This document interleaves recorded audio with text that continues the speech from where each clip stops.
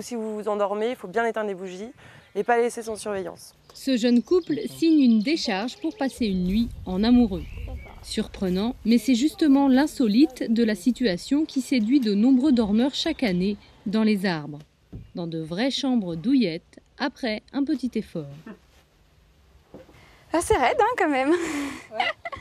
Mais bon, c'est sympa. Et malgré un confort sommaire, sans eau courante ni électricité, les chambres suspendues aux branches à 120 € la nuit en moyenne attirent les grimpeurs. Michel et Raphaël, faits plutôt rares, ont même réservé 2 nuits. Non, c'est génial.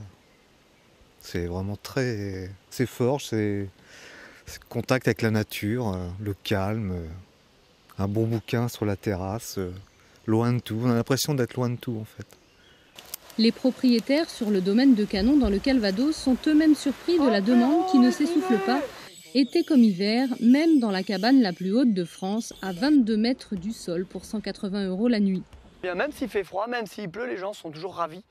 Ils s'accaparent leur cabane, c'est un peu le nid, c'est vraiment le nid. Et beaucoup de gens reviennent ou font des bons cadeaux pour les cabanes. Donc il y a beaucoup de bouche à oreille, un terrible bouche à oreille. Et par exemple, hier soir, je crois que c'était hier soir, dans une cabane, il y a des gens qui ont essayé une deuxième cabane. La Nid d'Aigle, la Cascade, la 7e Ciel, l'îlot.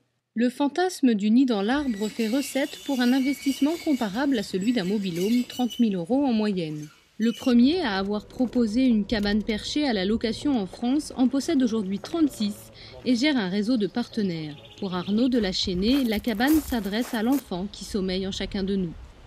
Je dirais qu'il y a au moins 8 enfants sur 10 qui se sentent concernés par ça.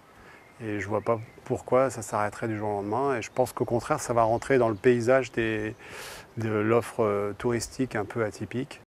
Une offre qui pourrait faire grimper le taux de fécondité si on en croit Héloïse. D'après la responsable du site du Canon, il y aurait de plus en plus de bébés conçus dans des cabanes.